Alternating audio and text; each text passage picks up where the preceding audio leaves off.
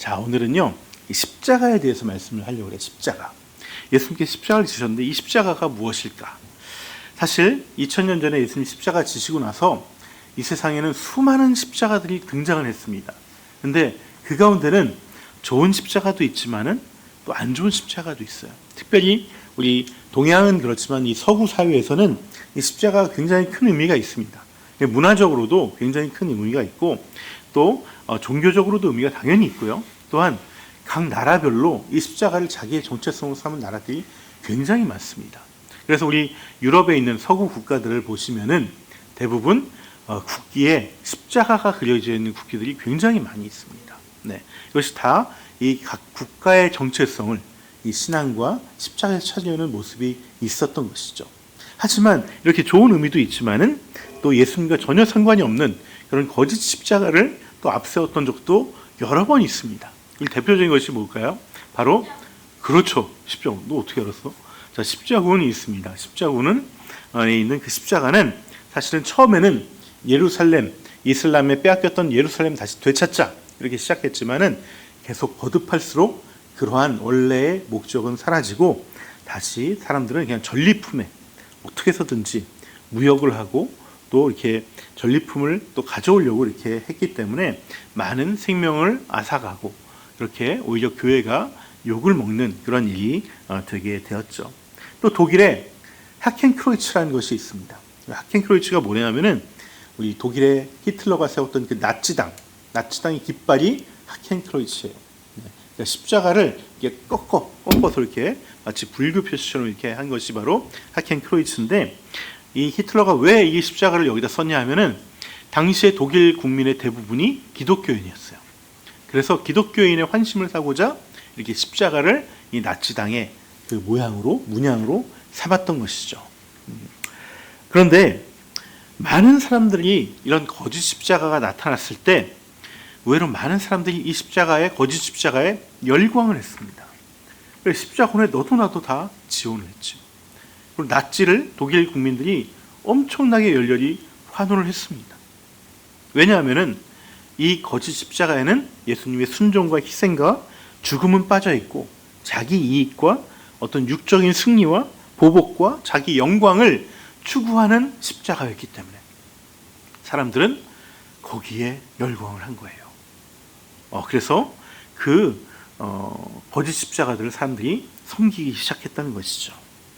그래서 많은 서구에 안 좋은 일들이 있을 때, 종교적인 문제로 안 좋은 일이 있을 때는 다 하나같이 이 거짓 십자가를 앞세워서 자기의 이익을 위해 사람을 죽이고 이렇게 아픈 일들이 생겨나게 됐다는 것이죠. 여러분, 이거는요 우리 개인의 신앙에도 그대로 적용이 될 때가 많이 있습니다. 우리가 십자가에서 예수님의 헌신과 죽음과 그 대속을 발견하지 못한다면, 그것을 우리가 바라보지 못한다면 우리는 십자가를 앞세우고 다른 걸 원하게 될 때가 있어요. 내 편의를 원할 때가 있고요, 내 행복을 원할 때가 있고요, 내 어떻게 보면은 안위와 기복을 구하면서 가짜 신앙생활을 할 때가 많이 있다는 거예요. 그래서 우리가 십자가에 대해서 반드시 이 의미가 무엇인지 명확하게 알아야 됩니다. 그래서 성경은요, 이 예수님이 지셨던 참된 십자가를 우리가 따르기 위해서는 뭘 해야 되냐? 어떤 말씀을 하셨냐면 자기 십자가를 지라고 말씀합니다. 그 십자가를 보면 예수님의 십자가만 보는 것이 아니라 그 예수님의 십자가를 통해서 내 십자가를 찾고 내 십자가를 지라고 말씀하셨어요. 여러분, 예수님도 이 십자가를 지셨지만은 여러분, 예수님도요 자기 십자가를 지셨어요. 자기 십자가. 예수님은 온 인류를 구원하시기 위해서, 죄사하기 위해서 그 십자가를 지셨지만 그렇다고 십자가를 남이 건데 내가 져주는 거야 이렇게 생각하지 않으셨다고요. 기꺼이 나의 십자가라고 여기고 십자가를 지셨습니다. 오늘 16절과 17절 제가 한번 다시 한번 읽어보겠는데요. 우리 여러분 책이 있으면 같이 한번 보면 좋겠습니다. 이리하여 빌라도는 예수를 십자가에 처형하라고 그들에게 넘겨주었다. 그들은 예수를 넘겨받았다. 예수께서 자기의 십자가를 지시고, 세 번역에는 자기란 말이 빠져 있습니다. 예수께서는 십자가를 지시고 해골이라는 데로 가셨다. 그것은 히브리 말로 골고다라고 하였다. 여러분, 지금 십자가 처형을 지금 집행하는 사람들이 누구예요? 빌라도고 또 로마 병사들이고 또 유대의 제사장들이고 많은 유대의 사람들이 예수를 십자가에 못 박으라고 하고 그들이 집행하고 있는 것입니다.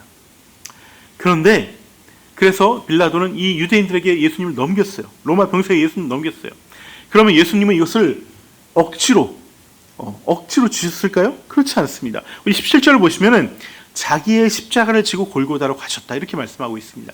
세 번역에는 이것이 빠져 있는데 우리 개역개정에는 자기의 십자가로 나와 있고요. 사실 이 번역은 개역개정이 더 정확합니다. 왜냐하면은 17절 원문을 보시면은 예수님의 십자가라는 말이 없어요. 예수님이란 자리에 자기의 십자가라고 이렇게 쓰여져 있습니다. 그러니까 스스로 우리 제기대명사라는 게 있는데 스스로란 말이 들어가 있는 것이죠. 여러분 예수님은 억울하게 고소당해서 어쩔 수 없이 십자가를 지신 것이 아닙니다. 또 우리 때문에 억지로 십자가를 지시지 않으셨습니다. 예수님은요 이 십자가를 이 인류를 구원할 목적으로 지셨지만은 스스로 본인이 선택하셔서 스스로 자원하는 마음으로 기꺼이 이 십자가를 지셨다는 거예요. 이게 내 사명이고 내 목적이다. 그래서 내가 이 십자가를 지는 것이다. 이건 내 십자가다 라고 말씀하셨다는 것입니다. 여러분 많은 사람들이요 예수님의 십자가를 믿는다고는 하지만 자기 십자가를 지려는 사람들은 거의 없습니다. 이것이 그 신앙이 온전치 못하다는 증거이죠. 오히려 내가 왜 저 사람 때문에 내가 왜 십자가를 져야 돼? 라고 억울해하고 또 괴로워합니다. 여러분 사단이 우리를 미혹하는 게 바로 그 지점이에요. 저 사람 때문에 내가 피해받았는데 내가 왜 십자가를 져야 돼? 이런 마음이 올라오면은 사단은 그걸 공격하고 내가 그 십자가를 이 십자가는 제가 져야 돼. 제 십자가야 라고 하지 않고 내 십자가구나 라고 생각하고 지려는 마음을 앗아가 버리는 거예요. 빼앗아가 버리는 거예요. 그래서 나의 십자가를 지지 못하게 합니다. 요즘 그 우리니가 우주 때문에 가끔씩 폭발합니다. 폭발을 하는데 왜 폭발을 할까? 이거는 자기가 겪는 고난과 억울함을 예수님의 십자가와는 상관이 없는 거라고 생각해요. 십자가는요 예수님이 나를 위해서 지어주신 것이지 내가 지어야 하는 것이라는 생각을 하지 않아서 그런 거예요. 십자가는 예수님이 지었고 그로 인해서 나도 짓게끔 하는 예수님께서 우리를 인도하신다는 것을 우리가 잘 모르기 때문에 놓치기 때문에 그런 것입니다. 하지만 예수님은 우리를 위해서 십자가를 지셨지만 결코 이 십자가가 남의 십자가가 아니라 내 십자가라고 여기고 지셨다는 거예요. 네. 기꺼이 사랑의 십자가, 기꺼이 그 자원하는 그 헌신의 십자가를 지셨다는 것이죠. 그리고 예수님은 우리도 그러한 십자가를 지기를 원하신다는 거예요. 그래서 복음서마다 이 말씀이 꼭 기록되어 있는데 어떤 말씀이냐면 예수님께서는 누구든지 나를 따라오려거든 자기를 부인하고 자기 십자가를 지고 나를 따라오라고 얘기합니다. 주님 저 예수님 따라가고 싶어요. 막 따라가는데 나는 십자가를 안 지고 그냥 따라만 갈게요. 그거 예수님 인정 안 한다는 거예요.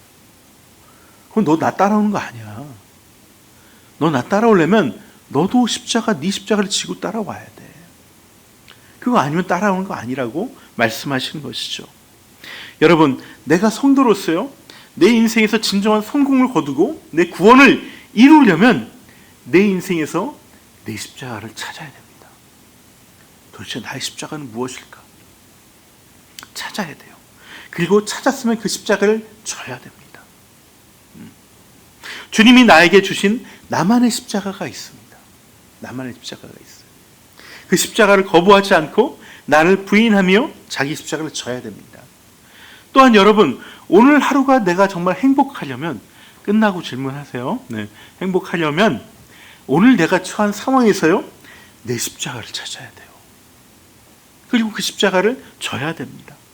남에게 십자가를 전가시키지 않고 그 상황에서 내 십자가를 내가 찾아서 내가 져야 돼요. 그래야만 오늘 하루 내가 승리한 하루가 될 수 있다는 것입니다. 여러분 예수님의 십자가를 믿는다면 그래서 구원을 받았다면은 이제는 자기 십자가를 지고 그 구원을 이루어가고 완성해가고 더욱더 풍성하게 우리의 삶을 만들어가는 그런 복된 인생을 살아가길 축원합니다. 그런데 우리는 이 십자가를 잘 차지하지 못하고 잘 보지도 못할 때가 많이 있죠. 그래서 그 십자가를 잘 지지 못합니다. 순간순간 마귀 미혹에 넘어가서 남이 탓만 하며 살아갈 때가 많이 있어요. 왜 우리는 나의 십자가를 차지하지도 않고 보지도 못하는 것일까? 그것은 그 예수님의 십자가에서 나를 보려고 하지 않기 때문에 그래요. 나를 보려고.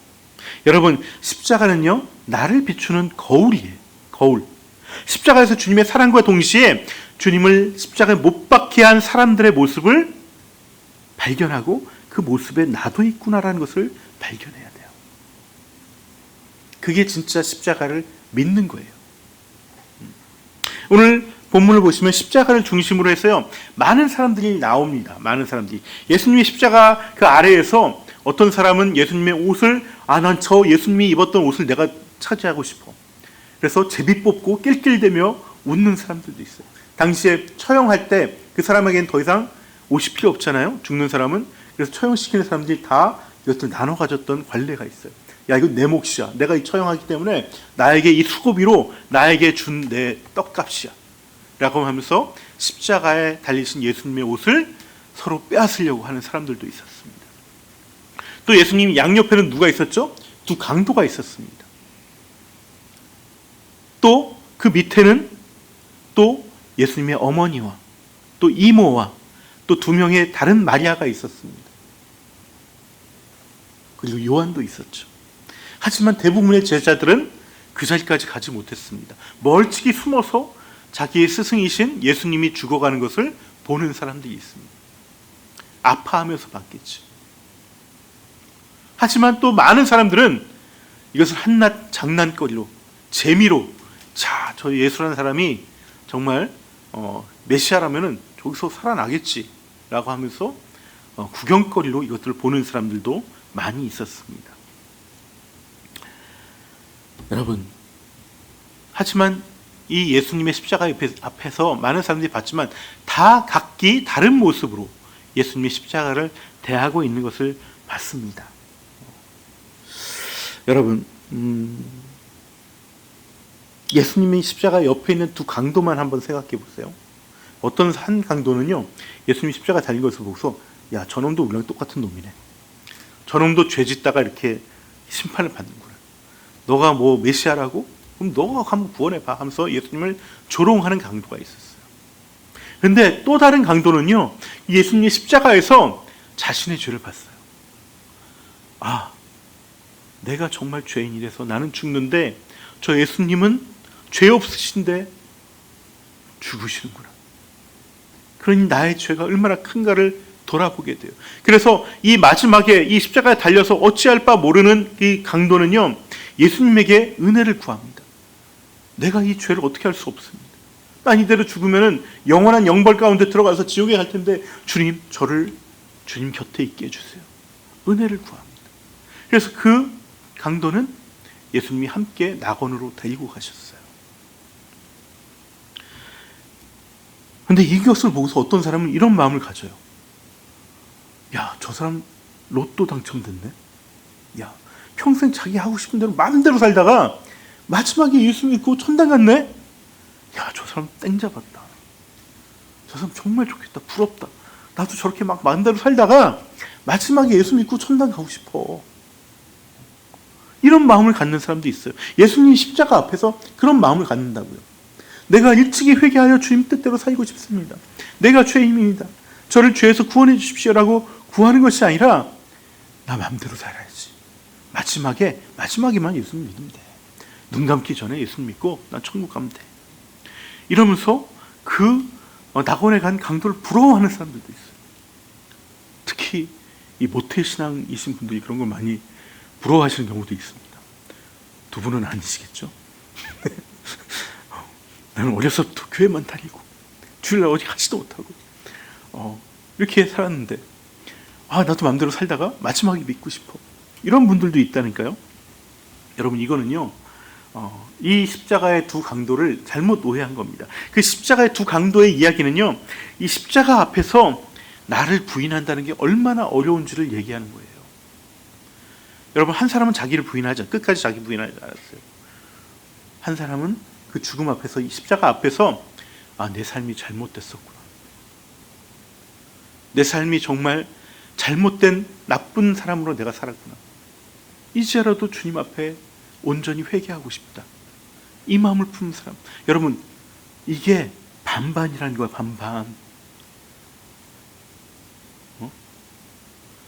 그만큼 자기 부인하는 게 쉽지 않다는 거예요. 그것도 심판장 자리에서조차도.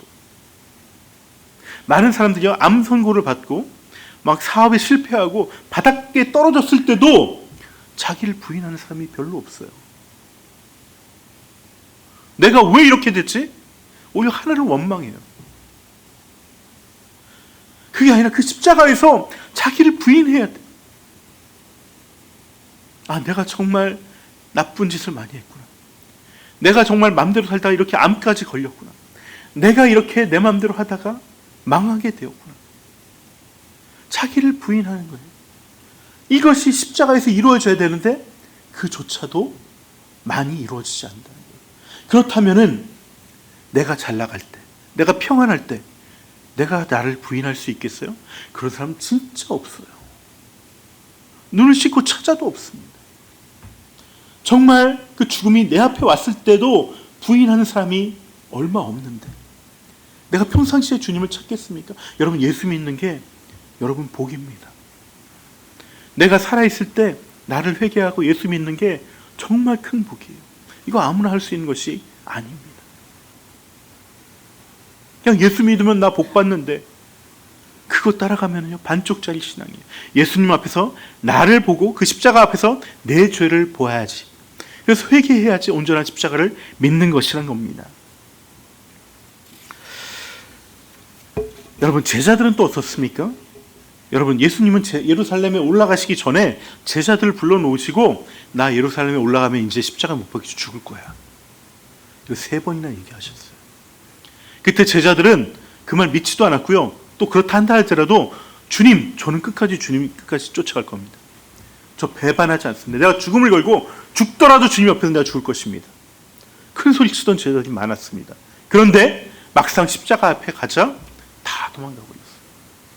다 도망가 버렸어요. 오직 요한만 그 자리를 끝까지 지켰습니다. 12분의 1이에요. 12분의 1. 끝까지 자리를 지킨 사람. 물론 무섭죠. 십자가가. 두렵죠. 예수님과 함께하는 게 쉽지 않습니다. 그래서요, 그 자리에서 뭘 봐야 되냐면은 내 연약함을 봐야 돼요. 내 그 자리까지 못 가더라도요, 그 예수님 십자가 앞에서 주님, 제가 그런 놈입니다. 내가 신의가 그렇게 없는 놈입니다. 내가 그렇게 은혜를 모르는 놈입니다. 그 내 모습을, 연약한 모습을, 내 죄성인 모습을 봐야 된다는 거예요. 내가 선한 사람이 아니라는 것을 인정해야 돼요. 어쩌면 기회가 주어지고 힘이 있으면요, 어쩌면 로마 병사처럼 내가 예수님의 옷을 나눠 가지려는 사람이 될 수도 있다는 것을 인정해야 돼요. 우리는 충분히 그러고도 남습니다. 교회에 많은 목사님들이 거기에 무너지시는 분들이 굉장히 많아요. 그 십자가 앞에서 예수님 십자가로 얻어진 많은 것들을 자기가 챙기려는 사람들이 있다는 거예요. 많은 성도들이 그 예수의 십자가 앞에서 뭔가를 자기 십자가를 지려고 하지 않고 그것이 주는 유익만 쫓아다니는 분들이 많다는 거예요. 여러분, 예수님의 십자가는 내 민낯을 비추는 거울입니다. 그래서 그 십자가 앞에서 나의 죄성과 연약함을 솔직히 인정할 때 우리는 그 은혜를 사모할 수 있어요. 나는 내 힘으로 안 됩니다. 주님의 은혜가 있어야 됩니다. 그 은혜를 사모하는 자만이 자기 십자가를 짓는 거예요. 그 은혜 사모하지 않으면 우리는 자기 십자가 질 수 없습니다. 내가 저 죄인만이 아니라 나도 저 사람과 같은 조건이라면은 나도 언제든지 죄를 질 수 있다는 것을 인정하는 그런 자기 인정과 자기 부인이 있어야 된다는 것입니다. 그래야 내가 져야 될 십자가가 보이고 질 수 있는 것입니다. 그런데 여러분, 이 자기 십자가를 어디서 찾아야 될까요? 우리가 인생 살아가면서 찾아가지만 제일 먼저 찾을 곳이 있습니다. 그것은 바로 주님께서 우리가 이 십자가를 질 곳을 정해 주셨다는 거예요. 그것이 바로 공동체입니다. 공동체. 예수님은 아들의 죽음 앞에서 눈물을 흘리면서 안타까워하시는 자기 어머니 마리아에게 이제부터 이 요한이 당신의 아들입니다. 어머니라고 부르지도 않아요. 여인이요, 이제부터 이 요한이 당신의 아들입니다. 요한에게는 야, 너의 이제부터 이 마리아가 너의 어머니다, 이렇게 말씀해 주셨어요. 그래서 자기 어머니를 요한에게 맡깁니다. 여러분, 예수님에게는요 동생들이 있었어요. 동생들이. 우리 야고보서를 지은 야고보 사도도 예수님의 동생이고요, 유다서를 지은 유다도 예수님의 동생이에요. 그 밖에 많은 동생들이 있었어요. 예전에는 아이를 한 명만 낳는 경우 거의 없어요. 여럿이 낳죠. 네. 뭐 요셉이 언제 죽었는지 모르겠지만 아마 많이 낳았을 거예요. 네. 많은 동생들이 있어요. 근데 이 동생들 뒤로 하고 제자인 요한에게 어머니를 맡겼다는 거예요. 여러분, 이것은요 교회 공동체의 탄생을 말하는 거예요. 교회 공동체의 탄생을. 혈연적인 가족 공동체가 아니라 믿음의 공동체, 그 십자가 앞에서 자기를 부인하는 사람들이 모인 공동체, 그 공동체를 통해서 서로 섬기라는 거예요. 이 섬김이 바로 자기 십자가라는 거예요. 자기 십자가.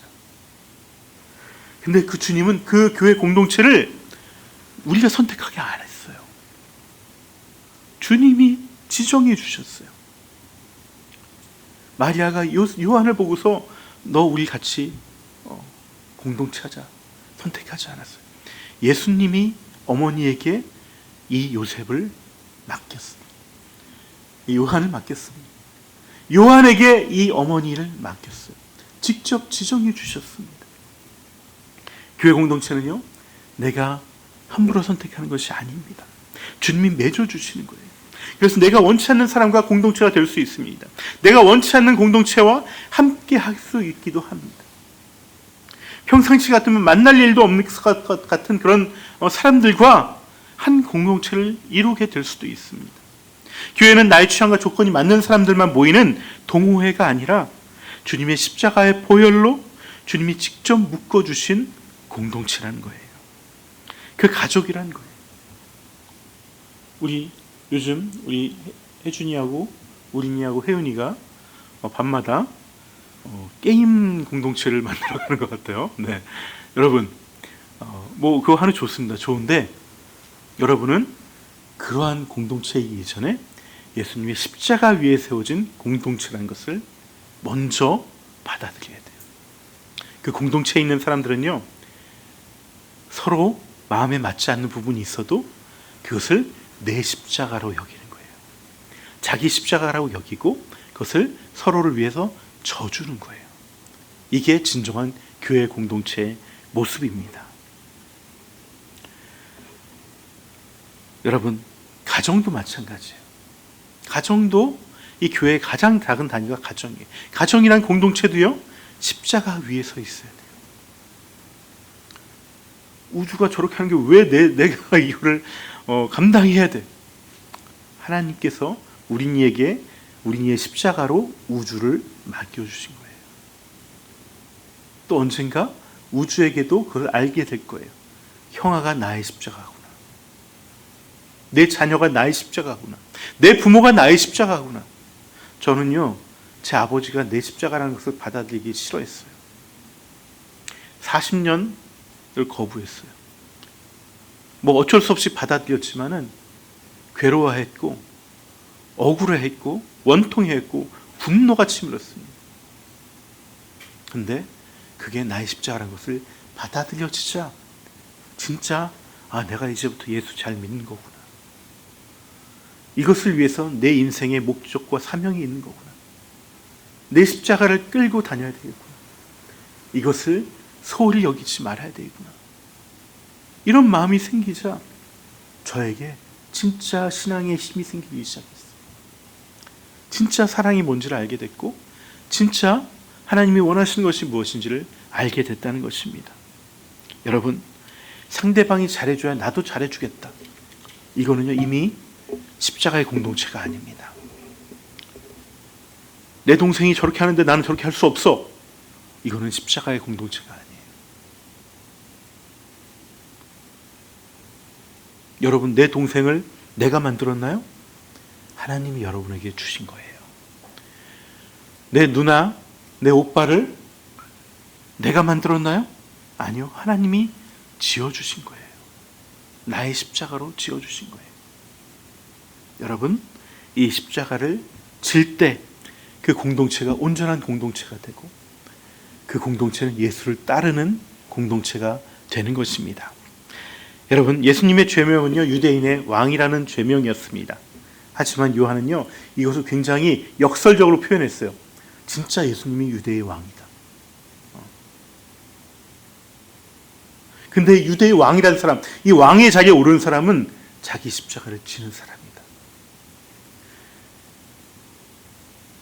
사람들은 저 십자가를 지는 게 저주라고 여겼지만은 예수님은 내 십자가 짓는 게 왕의 자리에 오르는 유일한 길이라고 말씀하신 거예요.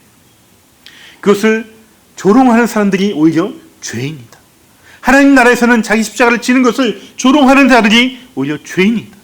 왜 짓는지 모르는 사람들을 죄인이라고 여긴다는 거예요.